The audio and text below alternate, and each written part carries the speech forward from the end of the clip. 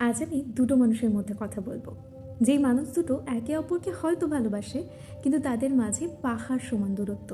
পাহাড় সমান দূরত্ব কেন থাকবে ভালোবাসার মাঝে? এটা তো থাকা উচিত নয় না? আপেক্ষিক হতে পারে, কিন্তু অপেক্ষার তো হতে পারে না, তাই না? দুটো মানুষ একে অপরকে যখন ভালোবাসে, তাদের সব দূরত্ব পার করেই ভালোবাসে। এমন নয় যে দুটো শরীর কাছাকাছি থাকে, কিন্তু দুটো মন কিন্তু দুটো মনের কাছেই পড়ে থাকে। তাই আমি বলবো, আজ বাঁচি কি কাল বাঁচি তা তো জানি না, ভালোবাসা যদি থেকে থাকে তবে আজই ভালোবাসি, কালও ভালোবাসি এবং পরবর্তীতেও ভালোবাসবো। অনেকেই থাকে যাদের জীবনে কিচ্ছু থাকে না, তবু তারা কত খুশি। তাদের ছোট্ট পরিবার নিয়ে, ছোট্ট গ্রাম নিয়ে কত খুশি, তারা বাঁচার লড়াই করে। তেমনই কিছু কিছু মানুষ সব কিছু পাওয়ার পরেও কত অবহেলা করে, নিজের আপনজনকে, নিজের কাছের মানুষটাকে কতই না অপমান করে বেড়ায়। আচ্ছা, যাকে ভালোবাসি তাকে মাথায় করে তুলে রাখতে হয় না? এটা কি আমরা ভুলে গেছি?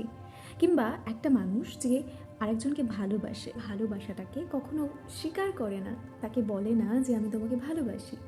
মনে রেখো, শাসন, বারণ, রাগ, অভিমান সব কিছুর ঊর্ধ্বে কিন্তু ভালোবাসা, যার জন্য তোমরা দুটিতে আজ এক জায়গায়, বা তোমাদের মন এক জায়গায়, বা তোমাদের পরিচিতি, তোমাদের দুজন দুজনকে চেনা এক জায়গায়। সেই জিনিসটা ভুলে যদি রাগ অভিমান নিয়ে সারা জীবন পড়ে থাকো, তবে তোমরা তোমাদের জন্য পারফেক্ট নও। হ্যাঁ, পারফেকশন আমরা একে অপরের সঙ্গ দিয়েই হতে পারি। আর তোমরা যখন এইভাবে নিজেদের সময়টা নষ্ট করছো, তার চেয়ে তোমাদের একসাথে না থাকাই ভালো। তার থেকে নিজের মানুষটাকে মুক্ত করে দাও, সে হয়তো ভালো কারো সন্ধান পেয়ে যাবে, যে তাকে ভালোবাসবে, যে তাকে সম্মান দেবে, অবহেলা করবে না এবং ভালোবাসাকে ভালোবাসার গুরুত্ব দেবে।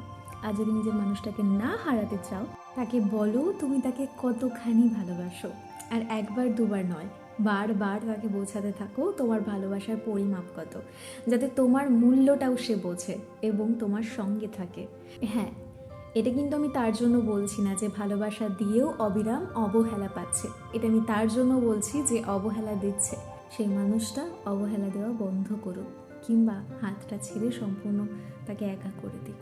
যদি হারানোর ভয় পায়, তাহলে খুব করে সাথে থেকে যাক, ভালোবেসে থেকে যাক। ধন্যবাদ।